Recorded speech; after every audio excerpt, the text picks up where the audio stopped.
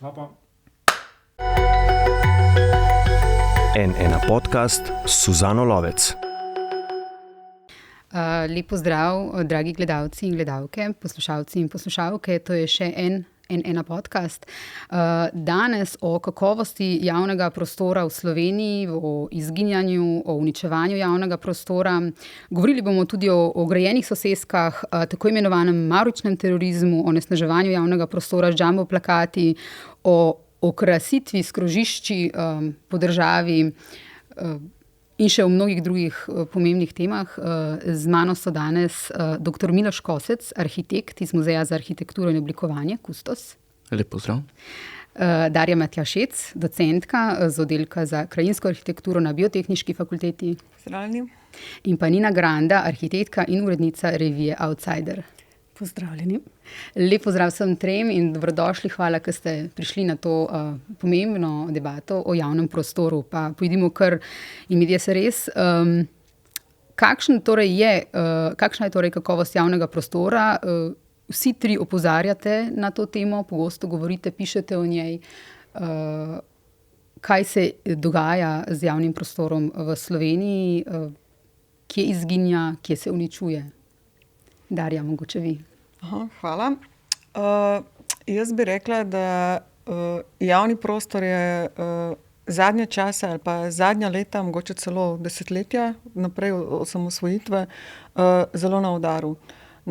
Pozabili smo mogoče zagotavljati javni interes in vse prepogosto se v našem javnem prostoru, seveda govorimo o fizičnem javnem prostoru, se pravi o odprtem prostoru naših naselij, naših mest, ta javni prostor postaja tarča nekih zasebnih interesov.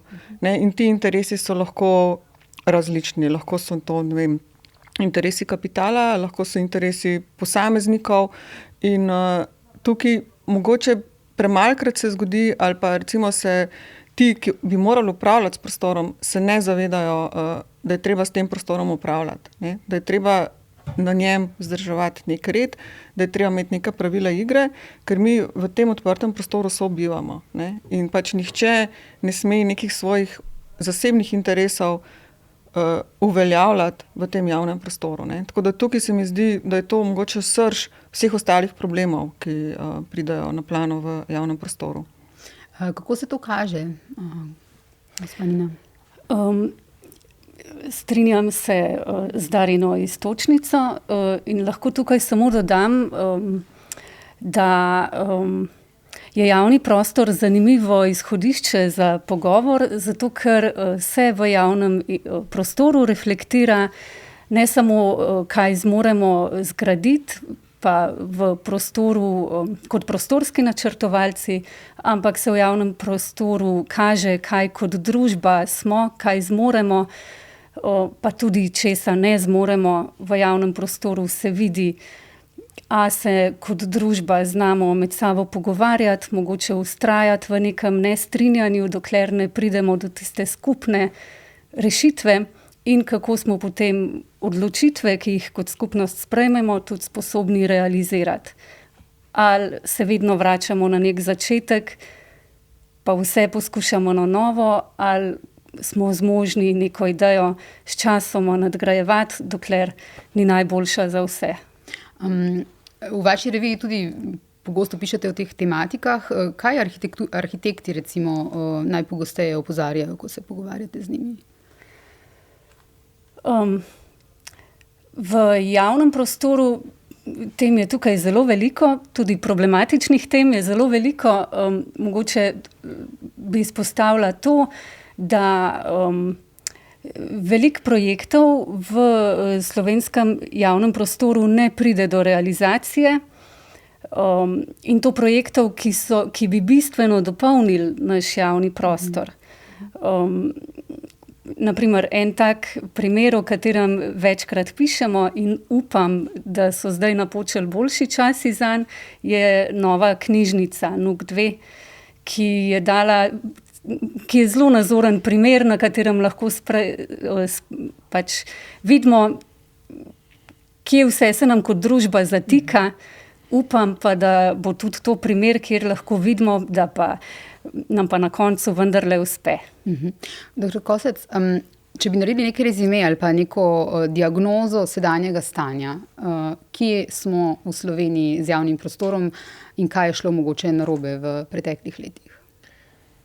Zdi se mi, da je javni prostor, tako kot ste obe predhodnici že izpostavili, v resnici eno polje preizkušanja in komunikacije. Obenem je pa tudi, še posebej v Sloveniji v zadnjih letih, se kaže njegova vloga ostanka ene zapuščinske razprave ali pa enega stečajnega postopka. Skratka, javni prostor je razumljen kot surovina, ki si jo je treba, če se le da, in dostikrat se to da, nažalost, prisvojiti, razmejiti ali pa vsaj upravljati s tem prostorom. Tukaj ne govorimo samo o neki dobesedni privatizaciji, recimo odkupu nekdaj javnih površin. Pa se recimo to tudi dogaja na primeru nekdanjih sosesk, kjer se skupne funkcionalne površine so se pozneje privatizirale, spremenile v plačljiva parkirišča. Na prvi pogled banalen primer, ampak kaže, da v prehodu iz enega sistema v drugega nismo imeli vzpostavljenih mehanizmov, ki bi branili neke ne simbolne, ampak čisto praktično potrebne površine za to, da skupnost deluje. Po drugi strani pa seveda govorimo tukaj tudi o začasnih, parcialnih strategijah prisvajanja prostora. Lahko gre za tako banalne zadeve, kot recimo za gostinske vrtove, ki napolnijo javne površine po mestih. Tukaj ne gre za to, da bi bile te površine prodane, ampak če je nek trg, ki je načeloma vsem dostopen, odprt, programsko odprt prostor, kjer se lahko vsi zadržujejo, de facto razparceliran na posamezne komercialne ponudnike storitev, to pomeni, da je to v bistvu en popolnoma drugačen prostor, kot pa vsem dostopen, odprt, vedno dostopen trg. Jaz bi tukaj opozoril še en zelo pomemben preizkus odpornosti družbe skozi javni prostor, ki se je zgodil v preteklih letih pri nas. In to je kriza COVID. Ko se je naenkrat izkazalo tudi v javni diskusiji, predtem se mi zdi, da smo v javnem prostoru res govorili arhitekti, pa posamezni kritični posamezniki, kakšna civilna iniciativa. Potem, ko se je zgodila popolna zapora družbe, ko se je čez noč so se prepisala pravila uporabe nekdaj samoumevnih površin po mestih in tudi izven mest, se je izkazalo, kako bistven je za kvaliteto življenja ta del prostora, ki na prvi pogled ne pripada nikomur ali pa ki si ga je možno prisvajati. Tukaj ne govorimo samo o trgih in ulicah, tukaj ne govorimo samo o vrtovih in parkih, govorimo tudi o pokritih javnih prostorih. Kako samoumevno se je vsem zdelo, recimo, da so se te pokriti javni prostori zaprli. Da se je Cankarjev dom zaprl, ki s svojimi pasažami, recimo pred dveri, je bil zametek enega zaprtega, pokritega javnega prostora. In s tako lahkoto se je ta sestavni del urbanega življenja preprosto najprej zaprl, kot da to ni problematično, kot da gre za eno dodano vrednost. Ampak ta zaprtje je bistveno vplivalo na možnosti, na kvaliteto življenja ljudi in po mojem, da je sleherniku pokazalo, da družba ni sestavljena samo iz stanovanj pa prometnic med stanovanji pa službo, ampak da je bistven sestavni del tega, da družba sploh lahko nekje obstaja kot nekaj več, kot pa samo seštevek posameznikov, prav javni prostor. Če ga ni, potem je ta družba v bistvu obsojena na virtualni prostor, ker pa vsi vemo, da ima lahko ne samo pozitivne, ampak tudi negativne posledice. In zato je javni prostor tako pomemben, ne? Zakaj danes govorimo o tem, zakaj vi opozarjate na to, kako bi recimo na kratko poslušalcem in poslušalkam opisali? Zakaj je ta tema tako pomembna, da se v bistvu arhitekti z njo ukvarjate, krajinski arhitekti, sociologi? Ja, zdaj nekaj je že nakazal kolega Kosec. Bistvo je, da je odprt javni prostor naših mest pod enakimi pogoji dostopen za vse. In kadar se začne nek drug interes uveljavljati nad tem, da bi bil javni prostor enako pod enakimi pogoji dostopen za vse, se pač to začne rušiti. Ne? In tako kot sta pač oba predhodnika opozarjala, je res to ena zelo dobra preizkušnja, kako mi znamo recimo sobivati med sabo. Ne? Kako znamo recimo, kako se znamo obnašati v javnem prostoru. Sej, v bistvu ne gre tudi samo za fizični prostor, ampak nasplošno vemo, kakšno je stanje v družbi. Ne? Ampak zelo enostavno se to potem tudi res odraža v javnem prostoru. In kar mene mogoče tako zelo bega, bi jaz mogoče še po eni strani razumela, da mogoče posamezniki ali pa da slehernik ne zmore tega razumeti, ne? Da mogoče se obnaša v nekem javnem prostoru, kot da je pač on tam sam, pa gre mogoče preko drugih nekih javnih interesov ali pa javnega interesa, ampak v bistvu bi naša družba morala tako funkcionirati, da imamo mi neke inštitucije ali pa naša država deluje tako, da imamo pač nekoga, ki bi moral bedeti na tem in bi moral ustrezno upravljati z tem prostorom. Ne? Tako da pri nas se velikokrat ali pa praviloma vedno zalomi ravno pri tem upravljanju. Se pravi, prva stvar je, kako načrtujemo mesto in ko ga načrtujemo, kako ga načrtujemo, ne?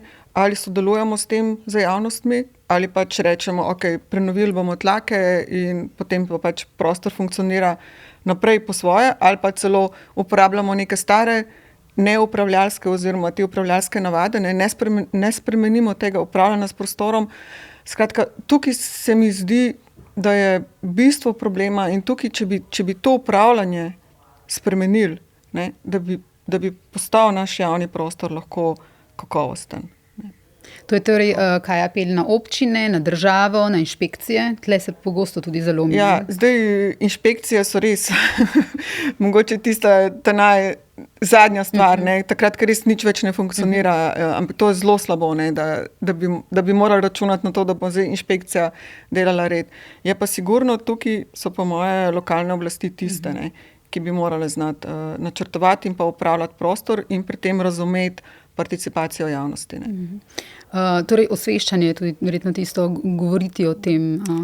Osveščanje je seveda pomembno, ampak kot je kolegica Matija Šec izpostavila eno bistveno stvar, upravljanje s prostorom je ključno. Sploh, če gre za organe, ki so zato tam, da s prostorom upravljajo. In tukaj smo lahko tudi zelo konkretni. Recimo v središču Ljubljane, na Ljubljanici so se pojavili neki kontejnerji z džakuzi, plavajoče hiške, ki so pravzaprav, to ni bila iniciativa od spodaj navzgor ali pa neka, da bi se pojavil zasebnik, ampak so tukaj vpleteni tisti, ki odločajo o prostoru z vrha dol, uprava občinska, ne? In tukaj ni problematično samo to, da so oni kar se odločili pa postavili 2 plavajoči hiški z džakuzi na Ljubljanico. Tudi Ljubljanica je seveda skupen prostor, dostop do nje, pogled na njo.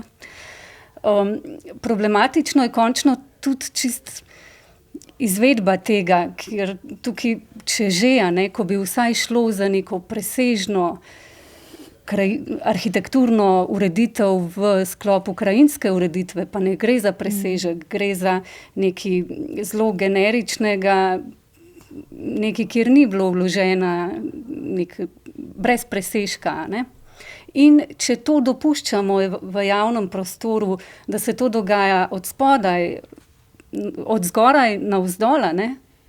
Pa pravzaprav bi lahko bila morda še ostrejša reakcija na take posege, ne?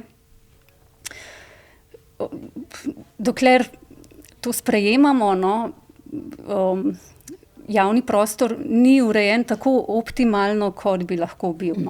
Tukaj bi skratka rada izpostavila to, da je javni prostor skupna dobrina in da smo mi vsi tisti, ki lahko nanj vplivamo, mi vsi smo tisti, ki lahko javni prostor izboljšujemo, ali s konkretnimi posegi, ali pa z mislijo, pritožbami, če hočete, predlogi, z aktivno udeležbo pri skupnem urejanju.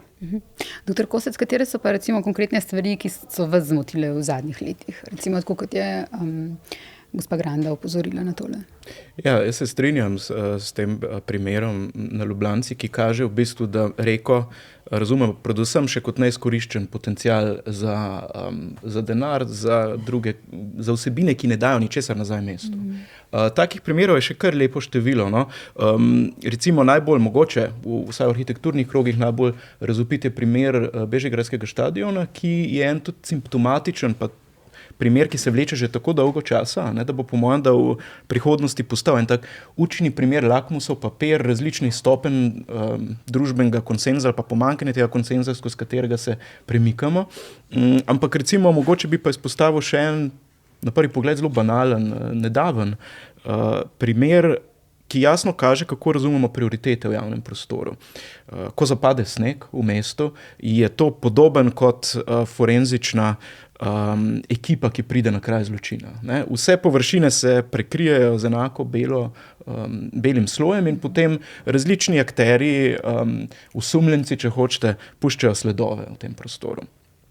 In jasno, čeprav se vsi pritožujemo nad snežno službo, so ceste najprej splužene in ta del infrastrukture deluje. Potem je zanimivo opazovati, kako si površine sledijo po prioritetah. Ne? Potem jim sledijo kolesarske površine in ne takoj, ampak definitivno so peš površine ta zadnje, včasih so zelo blokirane z nanosi snega iz cest in potem kolesarskih površin. Ne? Čeprav je seveda in ranljivost udeležencev v prometu ali pa v javnem življenju nasploh ravno obratna in načelne prioritete države in občin ne bi bile obratne v skladu z zelenim prehodom. Ne? Ampak to še ni vse. Recimo, ena izmed javnih površin, ki je bila v Ljubljani, po mojem, da ustrezno izpraznjena in ostaja prazna, to je Trg Republike v preteklih letih, na katerem se Ljubljančani, pa mogoče cela država, nekako učimo živeti v praznem, ne vnaprej določenem prostoru. Ne?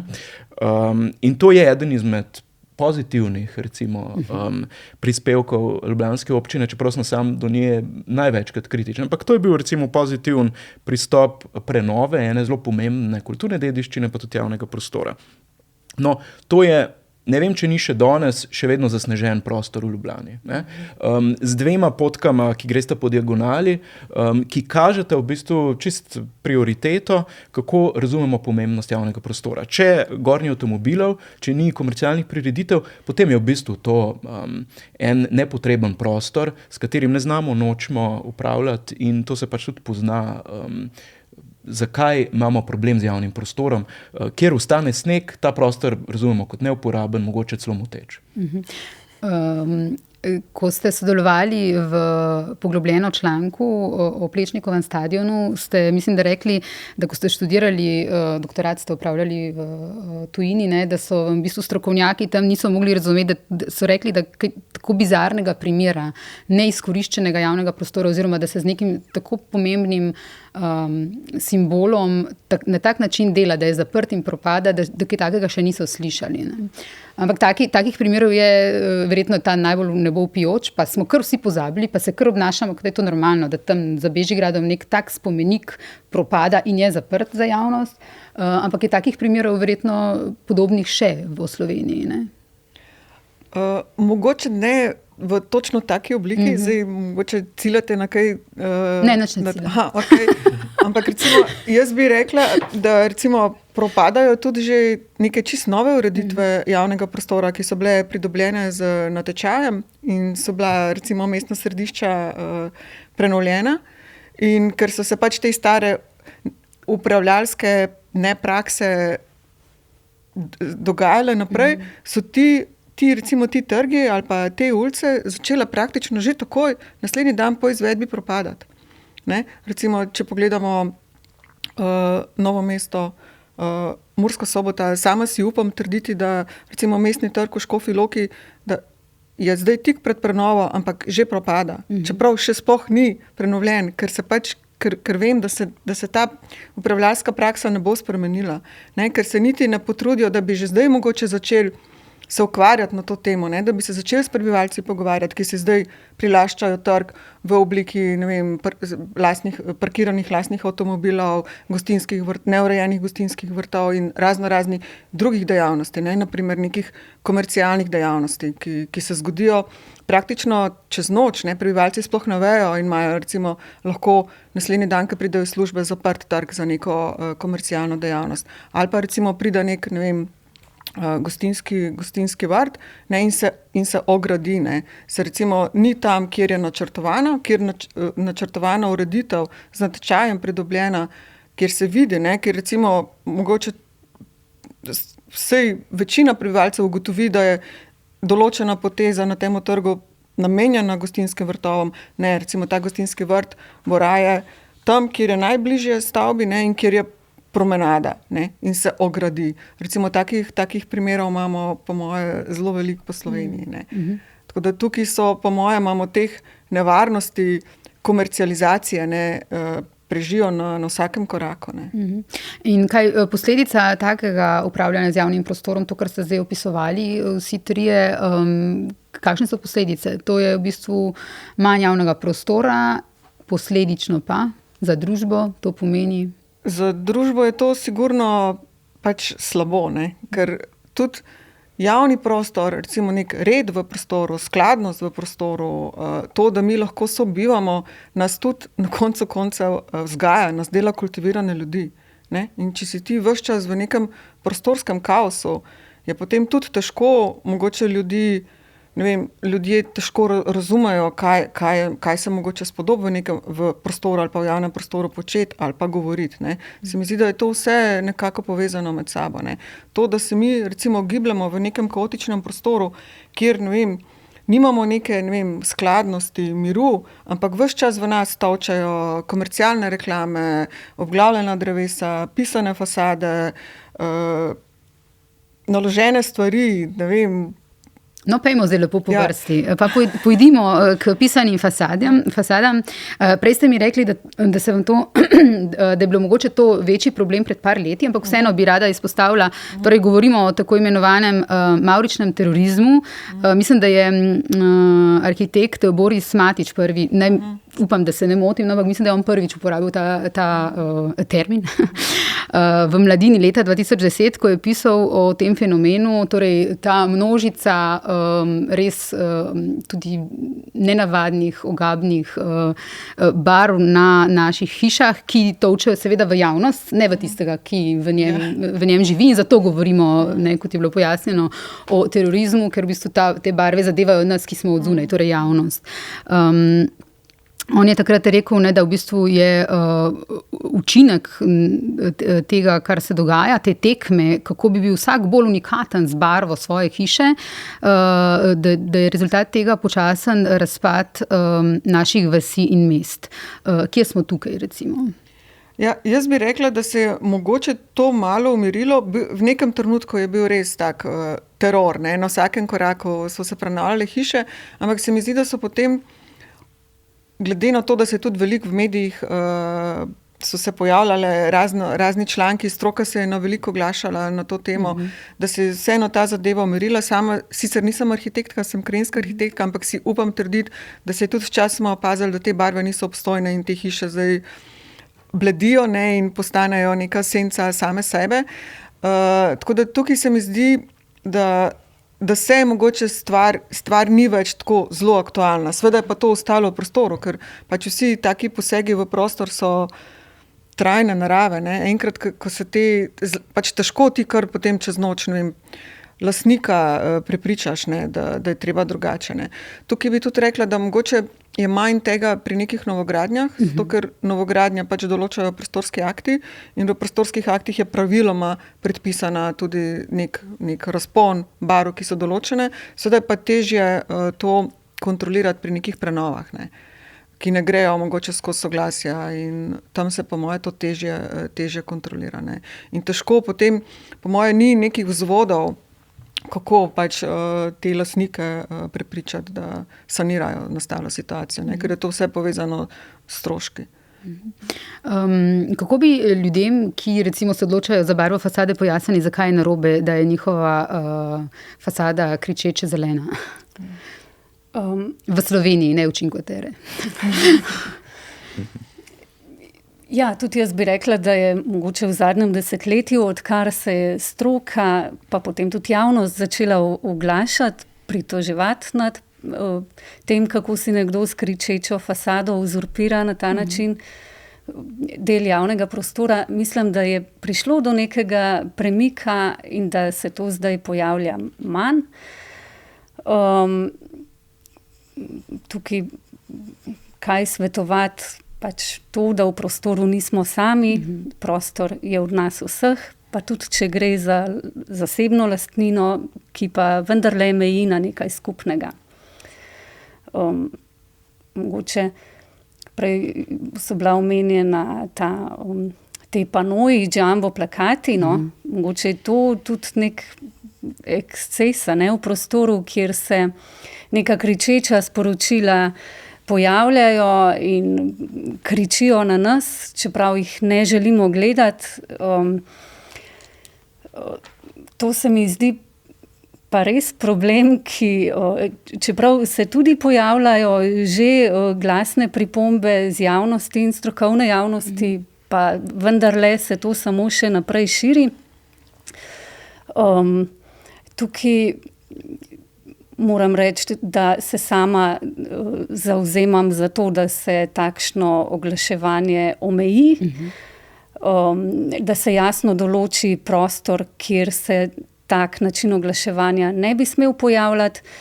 Obstaja pa seveda hkrati nek drug problem, ki bi ga morda oglaševalci željni publike lahko rešili, če bi recimo namesto, da oglašujejo zelo agresivno na javnih površinah, pa jih moramo gledati s ceste, se lahko preusmerijo recimo na tiskane medije, kjer bojo potem svoja sporočila bolj tarčno preusmerili, nagovorili publiko, ki bo imela možnost se sama odločiti, kdaj, če in koliko pozornosti bo namenila njihovim sporočilom, in na ta način bojo sporočila tudi bistveno bolj učinkovita, pa tudi oglaševalci se bojo izkazali kot nekdo, ki ceni javni prostor in zasebni prostor.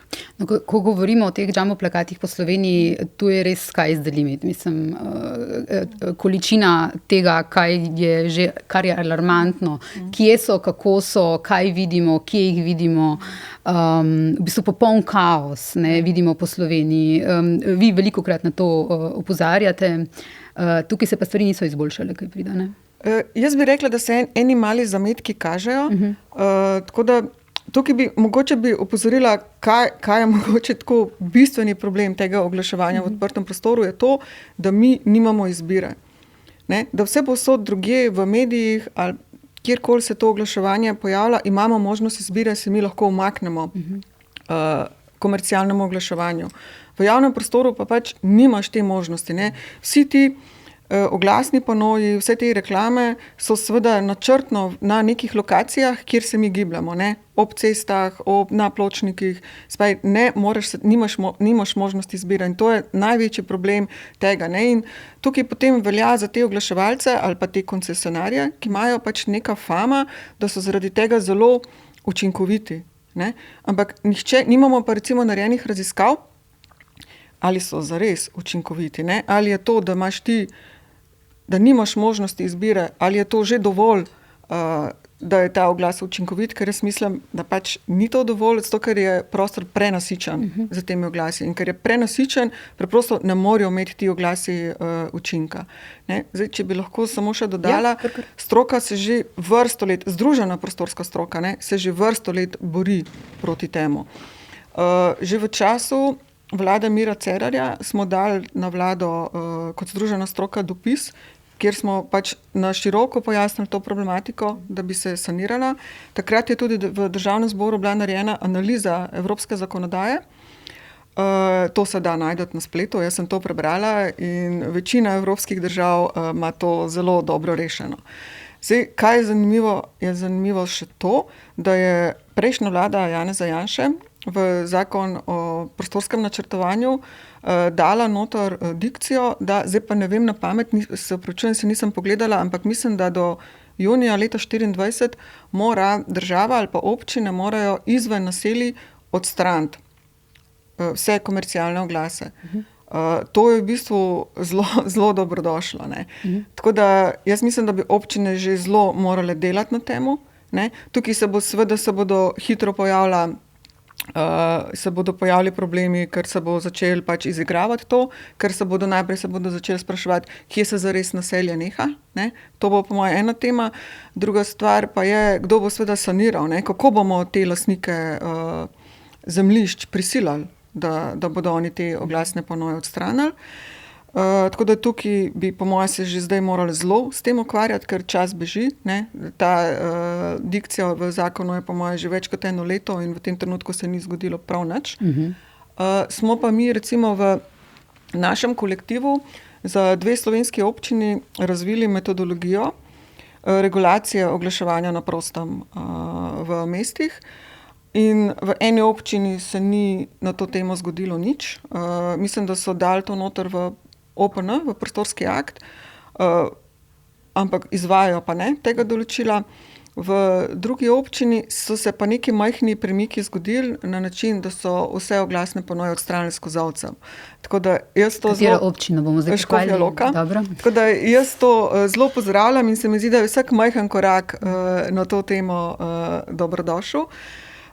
Potem je pa seveda, če se bomo mi, ko se bomo znebili teh oglasnih, komercialnih oglasov izven naselij, so pa seveda še vedno postane problem naselja. Ne.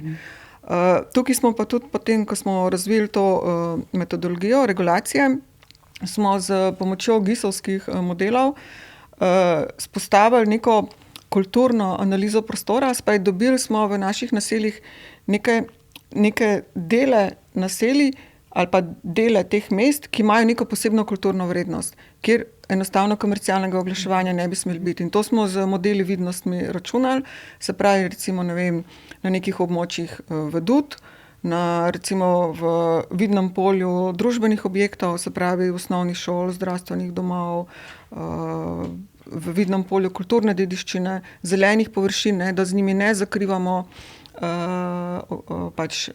kulturne dediščine. In ko smo mi recimo Škofjo Loko, ko smo pač zanjo to naredili, ko smo to analizo naredili, je recimo zanimiv rezultat prišel ta, kar bi mogoče že lahko neko strokovnjak na pamet povedal, ampak pač nima za to nekih argumentov, se je potem izkazalo, da je edin tak prostor, ki nima kulturne vrednosti, je industrijska cona pa trgovska središča. Ne? Kar se mi je zdelo tako zelo zanimivo, se pravi, da smo vseeno pač imeli da smo zastavili pač s kakovostno metodo, ne? In imeli smo s temi analizami dokaze, zakaj je ta prostor toliko vreden, da pač komercialnega oglaševanja ne sme biti v njem. Da si bodo gledalci in poslušalke in gledalke lahko predstavljali, to je v bistvu govorimo zelo konkretno o tem, da ko se človek vozi po Sloveniji, ne vidimo teh idiličnih podob, ki jih naslikajo recimo spoti o Sloveniji, ki si jih v naših mislih vsi predstavljamo, kako Slovenija zgleda, ampak Slovenija zgleda v bistvu plakat pri plakatu. In to takšni in drugačni, različnih velikosti, tam, kjer le lahko so, ne, tudi tam, kjer so prepovedani v bistvu ob avtocestih, so potem oni še večji, zato da se jih vseeno vidi na avtocesto. Govorimo o tem, da zakrivajo vidute, da zakrivajo gore, da so na vsakem kozolcu pač povsod in da je to vidno onesnaženje, ne, že tako vse prisotno, da sploh ne dojemamo več tega kot neko intruzijo, ampak kot sestavni del naše. Šele, ko človek pogleda, kako bi to izgledalo, kako bi Slovenija izgledala brez tega, vidimo šele potem to lepote Slovenije, to, o čemer radi govorimo. Ne. Vi ste pred kratkim pisali, oziroma ni bilo tako pred kratkim, mislim, da kakšno leto nazaj, v delu o tej problematiki. In rekli ste točno to, ne, da prizanešeno ni bilo niti o srednjem arhitekturnemu slovenskemu simbolu, torej kozolcu. Plakati so seveda samo površinski simptom kratkoročnega in stihijskega upravljanja dežele in države, ki se je brez resnih ovir razpaslo kmalu po začetnem osamosvojitvenem zanosu. Kakšno je torej to upravljanje stihijsko dežele in države, da imamo tako stanje, kot ga imamo zdaj? Ja, meni se zdi, da to, kar se povedal, da v bistvu Slovenija kot idilična dežela obstaja dejansko samo še na plakatih, ki zakrivajo to isto potencialno idilo za njimi, da je vpisan v sam sistem upravljanja skupnim od osamosvojitve naprej in da se kaže zelo konkretno v eni plakatni akciji. Ne? In to je Slovenija moja dežela, pa tisti znan TV oglas Gostje prihajajo, ki ima tudi fantastičen naslov za našo tematiko. Ne? Če se gledalci pa poslušalci spomnijo tega spota, gre za v bistvu prikaz vseh naravnih znamenitosti Slovenije, od Lipicancev do Triglava, do Pirana, pokrajine, lepe idilične pokrajine s kozolci.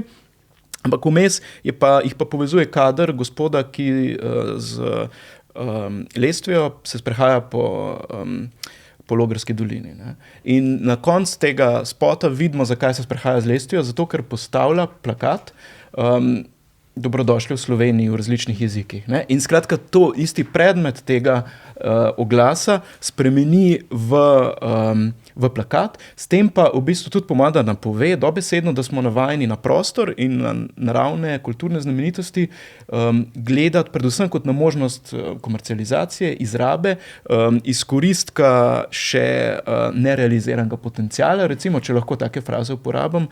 V tem primeru... Monetizacija. Tako. In da se že tukaj, ne, to je govorimo o letu 87, nakaže vse, s čimer imamo še danes osnovni problem. Ne. Jaz mislim, da je zelo pomemben, da se stroka preprosto, pa vse stroke, in tukaj se strinjam, tukaj imamo vse stroke skupno fronto, pa da se ne preveč predamo iluziji, da tekamo za požari in jih gasimo, ne? Da je zelo pomembno, da razumemo tudi lastno strukturno vpetost v te procese, da stroka nikoli ni samo nekdo, ki hoče, kako bi rekel, učistiti domačo dnevno sobo, jo narediti lepšo za skupinske fotografije, ampak da je njena vloga dejansko napasti probleme v samem jedru. No? In po mojem, da je tudi pomembno povedati javnosti, da naš namen ni, kako bi rekel, vzpostaviti spet idilične razglednice, ampak predvsem vzpostaviti boljšo, manj sociopatsko funkcioniranje skupnega. Zato, da se vedno poudarja, da seveda na trgih imajo tudi gostinski vrtovi svoje mesto. Ne? Ni evropskega trga brez kavarne. Ne gre za to, da hočemo zdaj učistiti vse površine in jih narediti v eno zamrzno razglednico krasne mrtve arhitekture. Sploh ne. Ampak gre za dejstvo, da tudi vsaka hiša, ki je obdana z visokim plotom na veliki zasebni parceli, je še vedno del skupnega. Jo dela v normalno okolje za življenje, vse tudi, kar je na drugi strani te ograje. Javni promet, šole, vrtci, zdravstveni domovi, možnost rekreacije, tudi če nimaš lastninske pravice nad ogromno površino. Vse to dela družbo. No? In na koncu je v čisto racionalnem interesu prav vseh posameznikov, da se zavedamo, da to, kar je skupno, da ima vrednost, ne pa da je samo eno prosto polje za uzurpacijo. Drugače se znajdemo v družbi, ker vsi parazitiramo na tistem, na čemer lahko. No. Tako da tukaj je zelo pomembno povedati, da to je skupni boj, ne pa nek boj za čiščenje, sterilizacijo prostorov. Ja, če smem tukaj sam tudi to izpostaviti, da obstaja pa v Sloveniji zelo močna dediščina, ne samo arhitekturna, ampak tudi oblikovanja vizualnih sporočil. A ne? In tukaj pravzaprav je že spet to ena aspekt, kjer bi lahko gradili na znanju, ki ga tukaj že imamo, namesto da dopuščamo, da preveč kriči ravno neznanje. Da se tudi tukaj dogaja degradacija, tudi v tem segmentu. Tako, ja, pa ne bi bilo treba. Pa to mislim, da še ni tema v strokovnih debatah, ampak mogoče je pravi čas, da bi postala, ali pa sem spregledala, kolikor sledim napovedanim spremembam v urejanju prostora, je možno, da bo veliko javnih površin ali pa površin te idilične slike države zasedlo, da bojo zasedli paneli za pridobivanje energije. Zakonske spremembe to nekako napovedujejo, podpirajo. Če tukaj stroka pravočasno, torej zdaj, ne zahteva nekega reda, se bo tudi tukaj zgodil en kaos, ki ga bo potem zelo težko za nazaj urejati. Kakšen red bi bil tukaj potreben? Ja, no, jaz bi mogoče sam dopolnila, da se stroka, seveda prostorska stroka že oglasila, tako da je dala tudi zelo natančne komentarje na ta zakon o obnovljivih virih energije. Ne, in seveda smo upravičeno zaskrbljeni na tem, kaj ta zakon pač pripravlja, kakšen teren. Ne. Praktično bomo lahko sončne panele umeščali kjerkoli in tako kot je duhovito naš mlajši kolega dr. Tadej Bevk omenil, ne, da se nam ne bo zgodilo to, da se bomo čez 10 let spraševali ali pa na isti način, kot zdaj iščemo lokacije za sončne panele, da bomo čez 10 let iskali lokacije, kje bomo pač pridelovali hrano, ne, kje bomo imeli naša kmetijska zemljišča. Tako da to je... Okay, kam paneli sodijo? Dajmo biti konkretni. Oziroma, kam ne sodijo? Tako. Ja, jaz bi rekla, da je to mogoče težko zdaj tako na pamet povedati. Jaz mislim, da so tukaj potrebne za vsako lokacijo posebej neke analize, treba je narediti mogoče neke krajinske značilnosti, neko vrednost prostora in kako se to umesti v prostor. Seveda je potrebno poudariti, da nihče ni proti panelom, ne. Seveda pa smo vsi zaskrbljeni na to, kako se bo to umeščalo v prostor, ne. Ali bo zdaj, recimo, če se bo na neko degradirano območje postavila sončna elektrarna, kar je smiselno, ne? Ampak a bo mogoče potem možno še kakšna druga raba pod temi paneli? Ne? Vemo, da imamo zdaj, da so ti paneli lahko na nekih območjih, kjer imamo prekrivajočo se rabo, spravi, lahko je to pod objekti, ne? Lahko je to na stanovanjskih stavbah, lahko je spodaj kmetijstvo, lahko imamo pašnike, ampak to mora pač nekdo načrtovati. In to niso elektroinženirji, ampak so to arhitekti in pa krajinski arhitekti, ki imajo tudi pač vgrajen v svoje znanje odnos do prostora, do kaj je skladno v prostoru, ali moramo mogoče potem neko tako sončno elektrarno iz vidnega polja odstraniti, ne? Kar pomeni, da ima neko sanacijsko zelenje okrog. Tako da to so stvari, na katere ne bi smeli pozabiti. Ne? In zdaj smo na tej točki, ko v bistvu, ne, kot bi bili leta 87, kar se tiče oglasov, ne, plakatov, ko še lahko v bistvu o tem govorimo, opozarjamo, brez da je škoda mogoče že narejena, ne, in ko bi država in skupnost morala poslušati v bistvu ljudi, ki o tem nekaj vejo.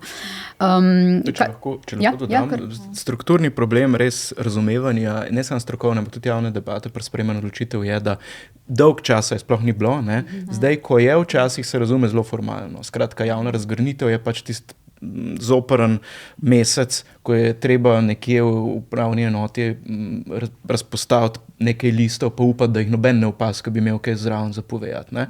V resnici je pa treba delati na tem, da vsi odločevalci od občinskih do državnih razumejo, da je to bolj racionalni sistem, da imamo prej debato in s stroko in z javnostmi, preden pride do končnih odločitev, da dejansko odločevalci vstopijo v to debato z nekoliko odprtimi kartami, ker bo za njih na koncu pa za vse nas tudi cenej, pa bolj racionalno, če se prej pogovorimo o problemih, kot pa da gre vse preko trupel, potem pa jasno je reakcija tudi nazaj huda, ker so ljudje upravičeno počutijo izločeni iz debate. Ne? In nažalost je edini inštrument zaenkrat v zadnjih desetletjih, ki je bil prisoten za večje infrastrukturne projekte, ena taka javna ihta. Recimo pri drugem tiru smo vsi trpeli, ko je bila ena cela serija, nihče ni bil proti drugem tiru. Tako kot nihče ni proti Nuku 2, recimo, nihče ni proti novi železniški postaji v Ljubljani. Vse to so projekti, ki stojijo. Kljub temu, jaz bi rekel, pa prav zaradi tega mogoče, že desetletja. In recimo drugi tir se je začel graditi, ampak na točki, ko je bilo že naveličanje, tudi prav ta ihta se vzpostavlja, ki je edina potisnjena stvari naprej, in potem so ljudje pripravljeni tudi spregledati kakšne strukturne probleme v takih procesih. In to ni racionalen sistem sodelovanja, recimo. Ne smemo potem reči, dobro, samo da se nekaj zgodi, naj se pa kakorkoli se pač že bo. In narobe je, da bi ta ihta zdaj postala zavedanje, da, ker z energijo imamo problem in je treba graditi na obnovljivih virih energije. O tem se vsi strinjamo spet. Samo, da bi bil pa to izgovor, da lahko karkoli potisnemo skozi pod krinko te nuje, te ihte, je pa seveda vzpostavljanje enih še hujših problemov čez desetletja. Odpiramo tukaj zdaj eno debato o prilagajanju mest na podnebne spremembe. Vi ste rekli, da je to v bistvu pomembna tema, o kateri je tudi treba govoriti. In kako se to nujno prilagajanje mest na podnebne spremembe pri nas odraža v javnem prostoru? Ali se že in kako bi se moralo? Ne, mislim, da pri nas smo še zelo daleč od tega, medtem ko v tujini to že izvajajo, ne da načrtujejo, ampak že izvajajo zelo konkretno. Tukaj mislim, da nas čaka še ogromno dela, kako ozavestiti odločevalce, da se tega lotijo, da pač ni cilj ta, da mi zdaj drevesa brez glavo sadimo vse povsod, ampak moramo pač imeti neko strategijo. Tudi ni bistvo v tem, da posadimo neko določeno število dreves, tako kot ima recimo OPN Ljubljana, ki ima predvideno določeno število dreves, naraščen teren, ki ga mora pač investitor posaditi, kar privede do tega, da če slučajno posadimo več dreves ali pa damo v načrte več dreves, investitor reče, to pa ne, ker je tukaj predpisano, da samo toliko dreves. Druga stvar pa je, da pač izigravajo. To po moje zelo lepo vidimo v Rožni dolini, kjer sadijo neka drevesa, ki pač nimajo nobene funkcije. Drevesa so taka, da ne morejo opravljati nobene funkcije, ki ga drevo opravlja v mestu. Vemo, da imajo drevesa zelo pomembne funkcije v mestu. Zdaj, kaj delajo v tujini? Delajo to, da se ukvarjajo v bistvu s pokritostjo krošanj v mestu, s pokritostjo javnega prostora, javnega odprtega prostora v mestih. Tako da mesta si zadajajo cilje, da morajo recimo ta delež mestne površine bistveno povečati z pokritostjo krošanj. Drevesa zelo pomembno recimo poberejo meteorno vodo. Mi vemo, da bomo imeli v prihodnosti vedno več sušnih dni in vedno manj dežja, ampak takrat, ko bodo ti nalivi ekstremno močni, to vemo zdaj že v Ljubljani, kaj se dogaja, zadnja leta, mislim, da 2010, 2014, lani, ko je meteorna voda zalivala kleti, puščale so strehe, podhodi so bili poplavljeni. Tako da tukaj imajo drevesa recimo zelo pomembno vlogo, da to vodo prestrežejo. Seveda druge so neke mikroklimatske, kjer pomembno znižujejo temperature. V mestih, vemo, da so mesta zelo veliki toplotni otoki. To pomeni, da se sončna energija kopiči, beton, odprte grajene površine absorbirajo to toploto in potem jo ponoči oddajajo. In mesto se dejansko ne more shladiti in se vedno bolj segreva.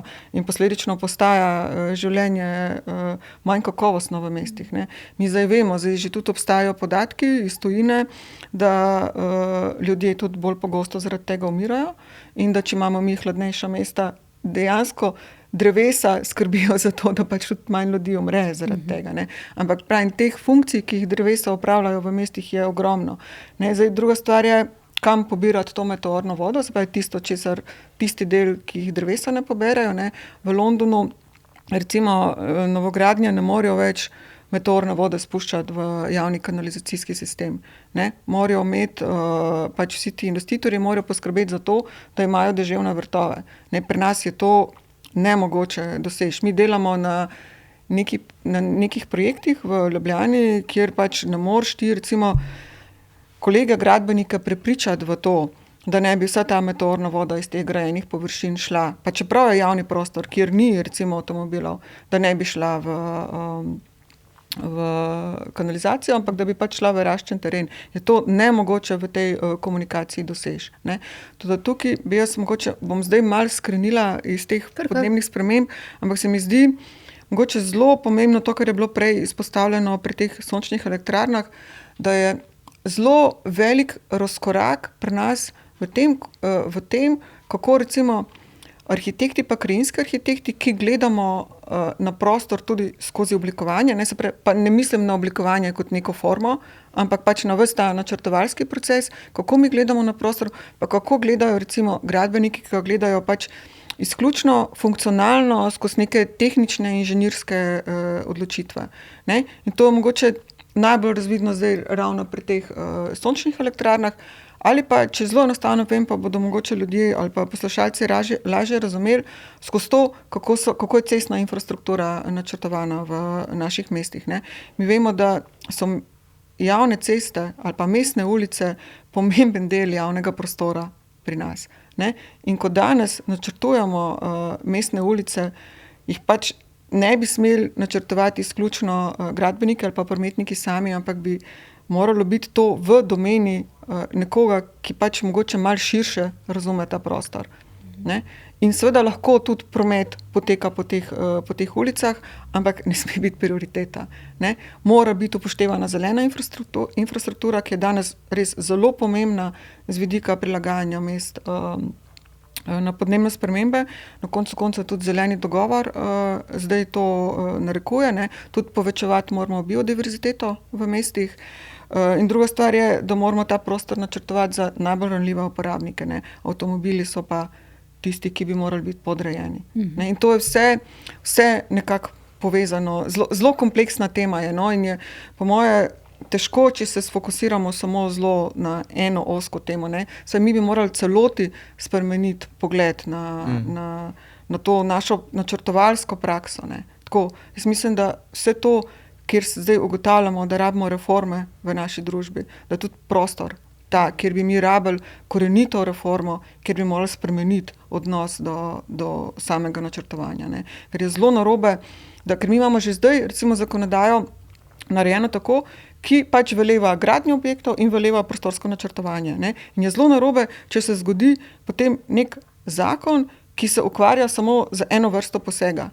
To, kar se je zgodilo z Magno, ker mi imamo že vso zakonodajo, kjer bi lahko Magno po prostorski pa gradbeni zakonodaji načrtovali. Ali pa to, kar se zdaj dogaja z obnovljivimi viri energije. Mi v bistvu tega zakona sploh ne rabimo, ker imamo že prostorsko zakonodajo, ki omogoča načrtovanje teh posegov. Zato govorimo o tem, da bi morali stvari razumeti sistemsko in jih tudi sistemsko reševati in po moje iti slej ko prej skozi eno korenito reformo, da bomo znali pa lažje načrtovati, pa sobivati v prostoru in upravljati s tem prostorom. Tukaj bi mogoče samo še rekla, da ko ste govorili o različnih drevesih, o tem, da ni vsako drevo v mestu kar enako vredno, smo imeli na Poglobljeno en dober intervju, ki govori ravno o tem, o pomenu, da moraš tudi vedeti, kaj saditi, kje saditi, zakaj sadiš tam, da ne gre samo, da imamo zdaj toliko pa toliko dreves, kjerkoli. Zelo pomembno je, da zagotovimo prostor v mesto, da bodo lahko ta drevesa, ki jih zdaj načrtujemo, da bodo lahko zrasla. Da ne bodo nikoli več ne bodo mogla v teh pogojih zrasti, tako kot še zdaj teh nekih starih dreves, ki jih imamo v mestu, za katere upam, da znamo skrbeti, čeprav tudi te bodo slej ko prej razni posegi, ali pa neke načrtovane gradnje jih zelo ogrožajo. Tako da bomo morali zagotoviti pogoje, da bodo ta drevesa lahko zrasla. Seveda morajo biti ustrezno načrtovana, ustrezne vrste. Mi tudi vemo, da niso več vsa drevesa primerna, ne prenesejo več rasti v urbanem prostoru. Zelo velikokrat je neka fama, da moramo načrtovati ali pa saditi avtohtona drevesa. Jaz se vedno temu zelo upiram, ker pač trdim, da avtohtono drevo ima pogoje za rast v našem gozdu, kjer lahko uspeva v nekem mestnem prostoru, sred betona, pač avtohtono drevo težko preživi. Ne, tako da vedno več je ta seznam, katera drevesa so danes prilagojena, je tudi se mi zdi, da se zelo krajša, da se hitro krajša in da vedno več imamo teh dreves, ki niso več prilagojena. Zato moramo delati strokovno na tem. No, znanje vsekakor v Sloveniji je, ne, tudi ta intervjuvanec, dr. Klobučar je v bistvu slovenski govoril, hočem reči, mi ta znanja imamo v Sloveniji, potrebujemo samo ljudi, ki bojo to poslušali, preden se dejansko stvari izpeljejo in dela škoda v javni prostor. Še to bi rekla, ko smo govorili o teh veleplakatih, o jumbotih, tudi tukaj podobno kot pri drevesih in vsem drugem lahko pogledamo tudi v tujino in vidimo, da ni nujno, da takšna situacija, kot je pri nas, je povsod. Ti zgledi iz tujine, recimo, ki bi jih izpostavili, kje znajo ustrezno, recimo, gospa Nina, delati s prostorom, z javnim prostorom? Bom odgovorila, pa se ob tem navezala še na prejšnje izhodišče. O drevesih je bilo super že veliko povedanega, ampak prej je bilo rečeno, kako se prilagajati podnebnim spremembam, kako bolj varčno, vzdržno načrtovati prostor. Tukaj je še ena pomembna tema in sicer prenova obstoječega stavbnega fonda, obstoječe dediščine. V Sloveniji je ta dediščina zelo bogata in bogata vrednostno in tudi zelo veliko je. In recimo v Nemčiji že nekaj časa potekajo debate celo o tem, da bi individualno stanovanjsko gradnjo zelo omejili ali pa celo prepovedali in toliko več energije pa osveščanja pa posvetili stavbam, ki v prostoru že obstajajo. Ker vsaka obnova ali pa velika večina obnov je bolj varčna, pomeni manjši poseg v prostor in pomeni pa tudi, da znamo spoštovati, kar se je v prostoru že izkazalo in tam že stoji. Veliko pove o našem javnem prostoru to, koliko znamo ovrednotiti in spoštovati vse to, kar v prostoru že obstaja, ne pa samo stalno riniti v nekaj novega. Samo, če se zavemo, kaj že obstaja, pa če znamo prepoznati vrednost, lahko to potem nadgradimo. Ni treba gledati nazaj, pa graditi na način, kot so gradili v preteklosti. Smernice in potrebe so se spremenile. Prav pa je, da si to, kar že je v prostoru zgrajeno, vzamemo za osnovo, na kateri delamo. Ne pa samo gradimo nove stvari ali pa čakamo, da stare propadajo, da lahko to novo idejo potem realiziramo. Tukaj so prihranki energije ogromni, da ne govorimo o drugi dodani vrednosti. Vi ste diplomirali iz ruševin, ne? Iz odnosa do ruševin. Tako, ja. Pa doktoriral iz možnosti, ki jo pasivno, skratka, da nečesa ne narediš, prinese arhitekturi pa prostoru, kar se navezuje na vprašanje prenove, recimo, tudi med drugim. Jaz mislim, da je pomemben tukaj res poudariti, ker ste obe predhodnici že, da je zeleno ali pa zelen prehod je stvar, ki je zelo široka, ki načenja vse aspekte našega življenja. Ne? In to so drevesa, to so prenove, to je recimo tudi odnos do prometa, ki smo ga že omenili. Ampak razumeti moramo, da živimo v enem okolju, ki ga je skozi zgodovino vedno ogrožal ali pa vedno je prisotna grožnja neke za ostale province. Majhno okolje, odrinjeno od velikih centrov, je vedno izpostavljeno taki grožnji. To ne pomeni, da je bilo naše okolje vedno provincialno, ker ni bilo. Recimo samo v 20. stoletju imamo kar nekaj svetovno pomembnih prostorskih vrhuncev, ki se tukaj zgodijo. Absolutno, recimo, Plečnikov pristop do javnega prostora je tak, ki je danes bolj aktualen kot pristopi mnogih slovenskih občin. Ne? Ali pa recimo Ravnikarjev način sistematičnega načrtovanja soseske kot enote bivanja, ki poskrbi ne samo za to, da imaš nekje spati, pa nekje za delati, ampak tudi za to, da si zrel, družbeno vpet posameznik, ki lahko gradi skupnost. Ne? To hočem poudariti zato, da razumemo tragiko današnjih odločitev. Ne. Graditi avtoceste v 70-ih, 80-ih, še v 90-ih je popolnoma razumljiv, progresiven mogoče način urejanja prostora. Ker se dogajajo istočasno tudi povsod drugje. Danes, v času, ko se tudi retorično občine in država strinjajo, da je treba ukrepiti železniški promet, da je treba preusmeriti prioritete drugam, širiti ljubljansko obvoznico za dodatne pasove, v bistvu spodbujati infrastrukturo, ki povzroča osnovne razvojne probleme na tem svetu, graditi javne garažne hiše v centrih mest ali pa spodbuja zasebne investitorje, da se jim splača iz zraščenega terena graditi v bistvu garažne hiše, nad katerim zgradijo nekaj stanovanj. To pa ni več razumljiva napaka. To niti ni več nek odpustljiv provincializem, ampak je v bistvu meji v današnjem času na kriminalno dejanje, ki vzpostavlja vse možnosti za to, ne samo, da ne moramo sanirati škodljivih odločitev iz preteklosti, ampak da rinemo zavestno še globje.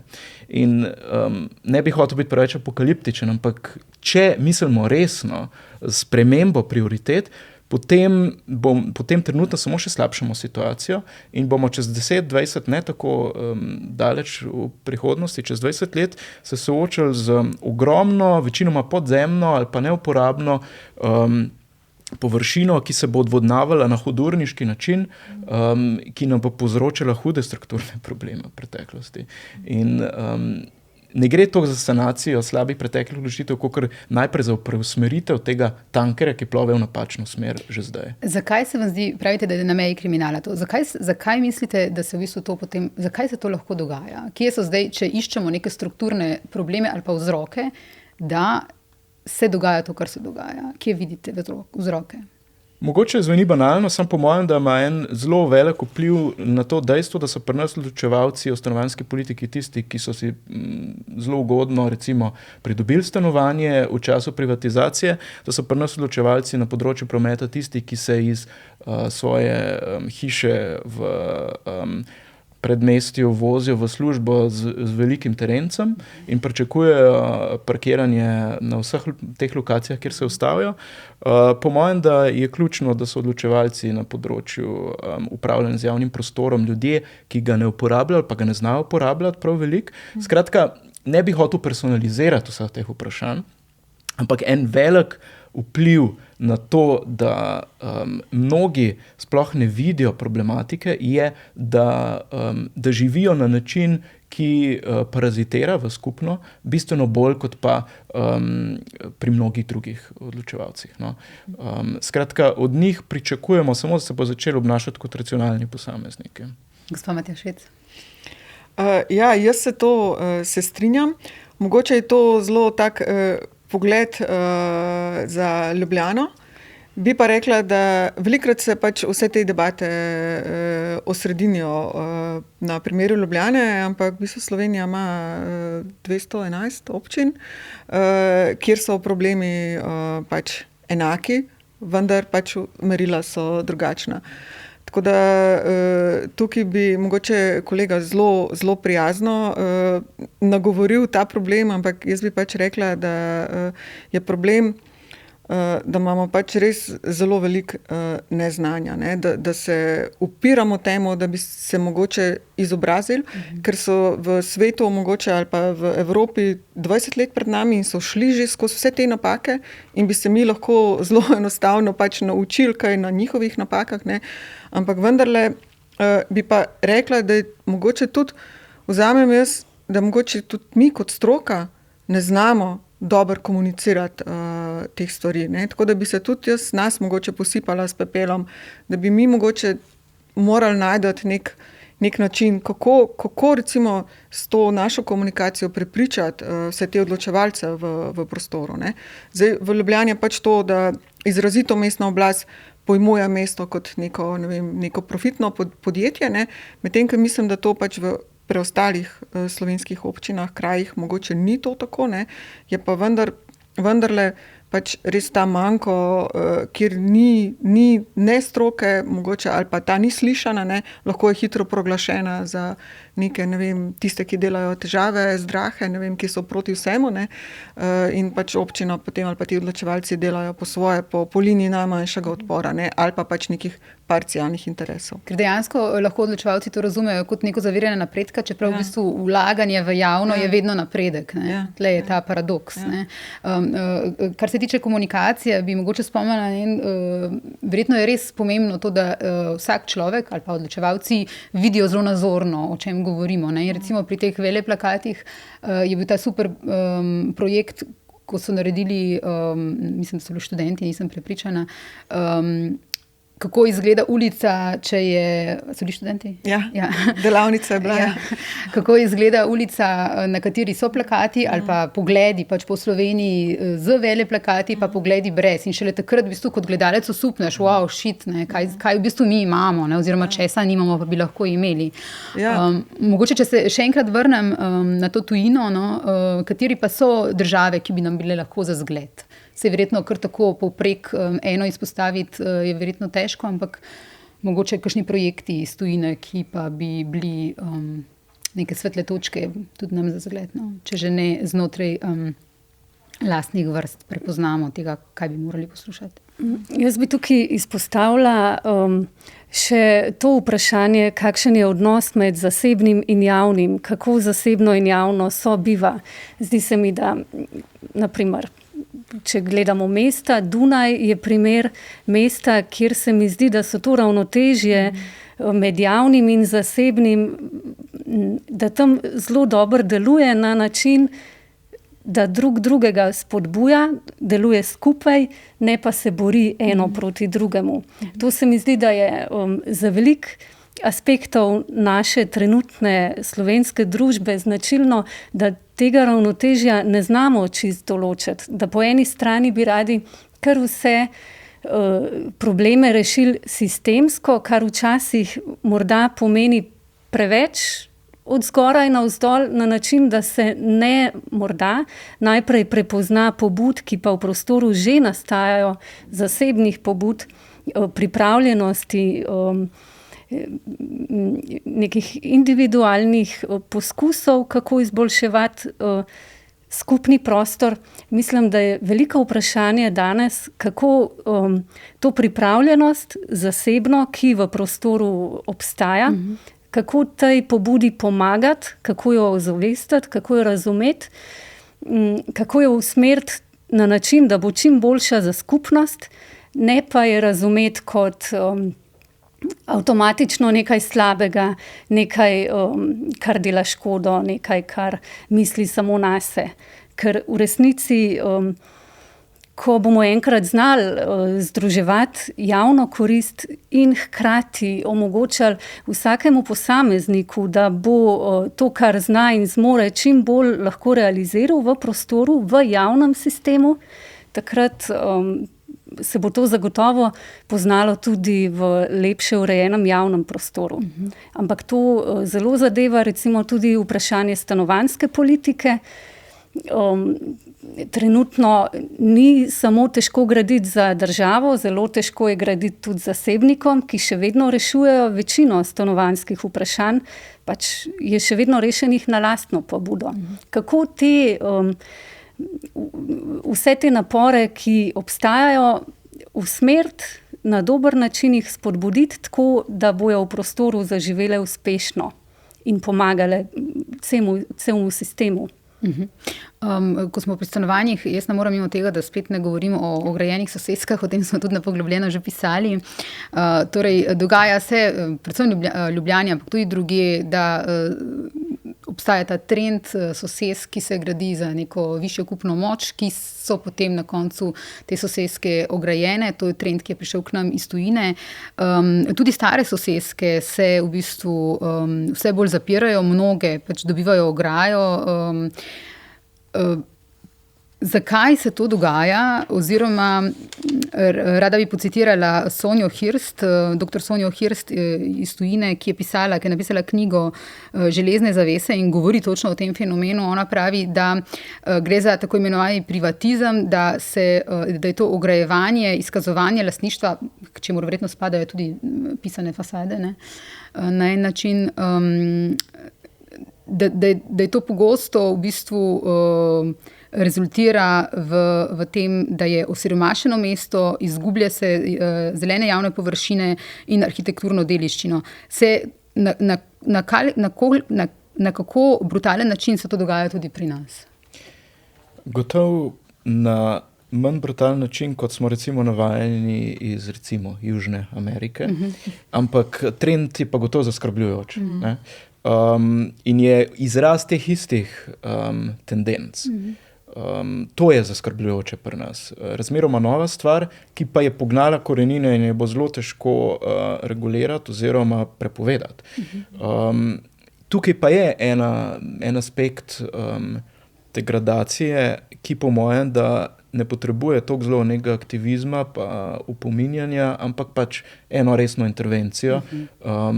Na koncev zato, ker kogarkoli pokroviteljsko se sliši, na slabšem so ljudje na obeh straneh ograje.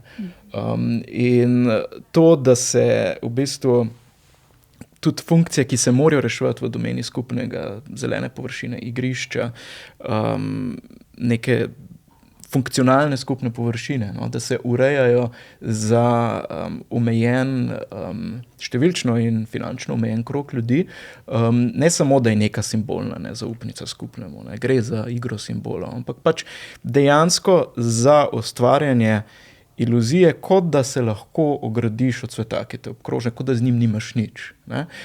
To pač preverljivo ni res. Dejstvo je, da ljudje na drugi strani ograje še vedno uporabljajo javni servis in da so vse, kar so prejšnje ali pa sedanje generacije ravno tako financirajo, prejšnje so pa zgradile recimo pri nas, ne? Tudi če se ne vlaga v gradno recimo v javnem prostoru.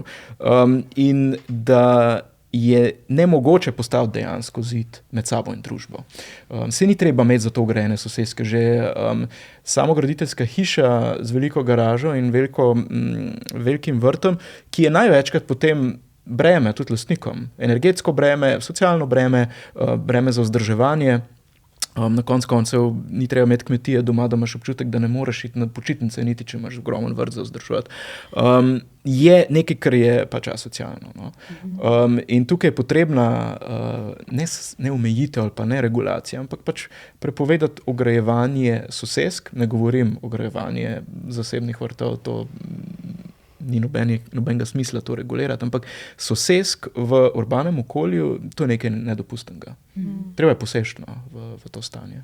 Ne, tukaj, če jaz lahko samo dodam, ne, recimo ta soseska ali pa to naselje, ki se je načrtovalo na Bokalcih, ne, je bil en tak zelo zanimiv paradoks. Ne. Prodajala so se stanovanja znotraj te ograje, ampak hkrati se je pa prodajal tudi pogled na okolico, na Ljubljansko barje. Tukaj res se mi zdi, da je bil en tak paradoks. Ki bi ga investitor ni odkupil za to, da lahko stanovalci gledajo. Jaz bi samo rekla, da podžupan lani, ko smo ga spraševali, Koželj, se mu pa recimo segregacija se mu zdi na nek način naraven proces mestnega življenja. On je sicer poudaril to, da mora biti ravnovesje med javnim prostorom in ograjenimi soseskami, ampak nisem upazila to taka katastrofa, kot se recimo vam pa meni, pa verjetno vam tudi. Se Ljubljana lepo kaže prioritete recimo nekdanjega podžupana prav na tem, da je to v bistvu dolgo časa dobrodošel pojav. Ne samo razslojevanje, tudi v bistvu privabljanje določenega sloja investitorjev in uporabnikov tega mesta preferirano. To se pravi, mene to ne preseneča. To je gentrifikacija v tistem najslabšem. Kot lepo piše tukaj na tej stavbi, ki jo gradijo za našo stavbo, se je pojavil en grafit, ki vztraja in ga vsak dan vidim, gentrifikacija 100 km/h. In to je v bistvu to, o čemer govorimo. Ne? Tukaj je predvsem, se mi zdi, da Ljubljana se usmerja v neko turistifikacijo, ki pa je problematična, ne? Zato ker turisti najprej pridajo sem ali pa v kjerokoli mesto ravno zaradi nekega avtentičnega utripa, urbanega življenja, študentov, programsko živega, vitalnega mesta. Ampak če pa na silo potem podrejaš javni program turistom, pa ravno to pristnost pač preganjaš izven centra in s časoma se potem to pozna tudi na turistih, ki ne hodijo več tako množično, zato ker je na svetu še veliko drugih mest. Jaz, če bi mogoče samo dodala, zdaj lahko že beremo neke strokovne članke, kjer opozarjajo na to, da reševanje družbene segregacije tudi pomeni na nek način reševanje prostora ali pa javnega prostora. Ne, da v posameznih ali pa določenih družbah se tega zelo dobro zavedajo in tudi že delajo na temu, kako pač to reševati. Ne. Ne moramo, ker je vse tako zelo povezano, ne, družba, prostor, če ne bomo mi tudi družbe spremenili, ne moramo prostora spremeniti. Ne. Eno gre z drugim. In ker je kolega omenil južnoameriška mesta, ne, pa jaz prej mogoče to, da bi se lahko iz napak drugih kaj naučili. Ne. Mi smo se pred leti s študenti sodelovali na enem velikem urbanističnem natečaju v južnoameriškem brazilskem São Paulo, kjer smo videli, ne, kaj to pomeni družbena segregacija in kaj pomeni ograjevanje, ne, posameznikov, kako mesto razpade in kako javni prostor ne more več v takem mestu funkcionirati. Ne. Še posebej recimo potem, če pogledamo, ne vem, favelo, ne, ki je naselje najbolj revnih ljudi, ki nima javnega prostora sploh. Ne. In kako so reševali potem ta problem favel, ne, je način, da pač ti začne spostavljati javni prostor. Ne, tako da tukaj so te stvari zelo povezane med sabo in jaz mislim, da tudi sama naša prostorska stroka ne bo teh problemov rešila, ne, in bi se pač morali mi priučiti neke obrti sodelovanja. Ne. A je Skandinavija tle kakšen zgled? Sigurno. Ja. Sigurno so, mislim, vse posod, kjer so razvite demokracije, so lahko za zgled. Ne. Kar pa ne pomeni, da niso, sam to bi dodal, ker ne pomeni, da niso pod udarom istih tendenc. Recimo v Oslu imamo četrt, ki v ničemer ne more biti vzor razumevanja javnega prostora ali pa zasebno javnega partnerstva.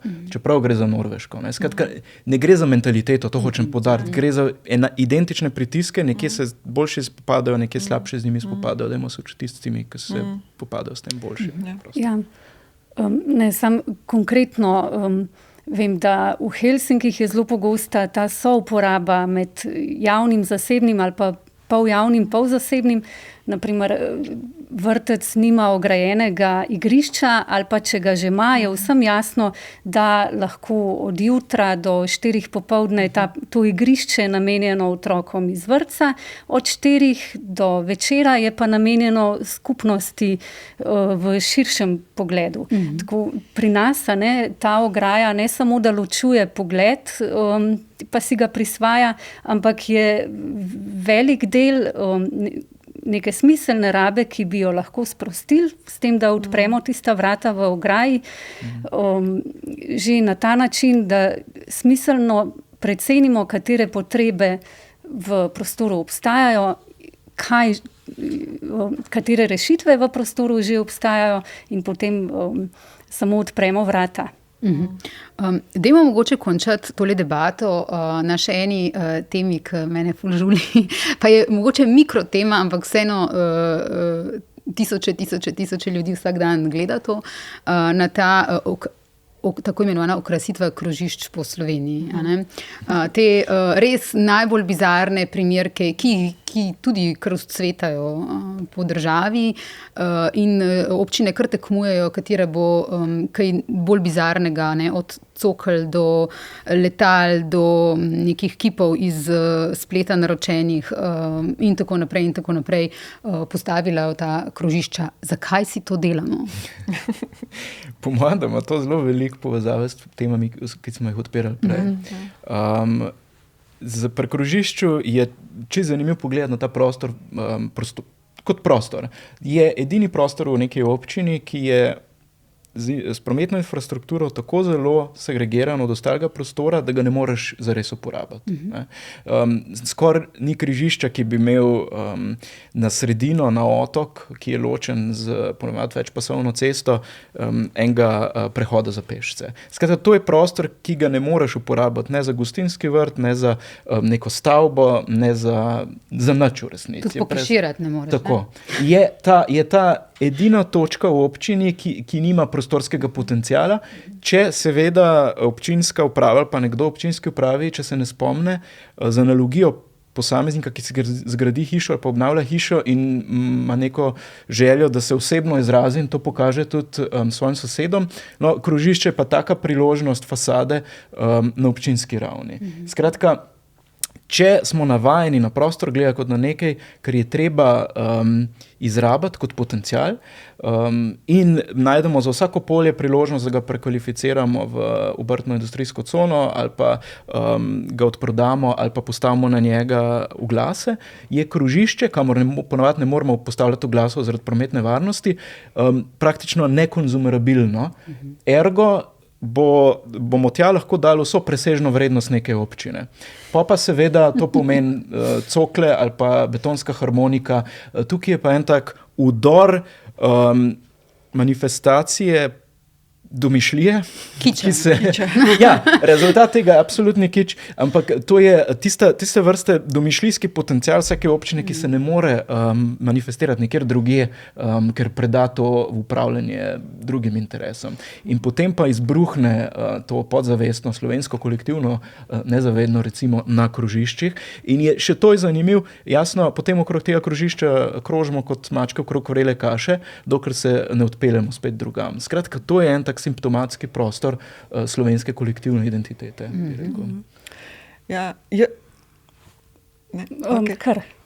jaz bi rekla, da so tako mogoče v duhu tega, kar smo že prej omenila, so krožišča v bistvu kolateralna škoda tega, kar delajo prometniki ali pa gradbeniki v naših mestih. Ne?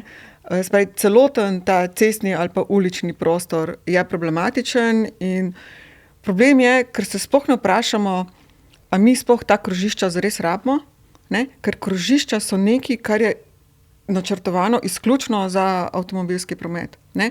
Mi pa že ves čas zdaj govorimo, da moramo mestne ulice načrtovati najprej za pešce in kolesarje, ampak krožišča so nekaj, ki so izrazito neprijazna pešcem in pa kolesarjem. Ne? Tako da bi se mi morali najprej zelo vprašati, tako čisto z urbanističnega vidika, kje so sploh ta krožišča, ne?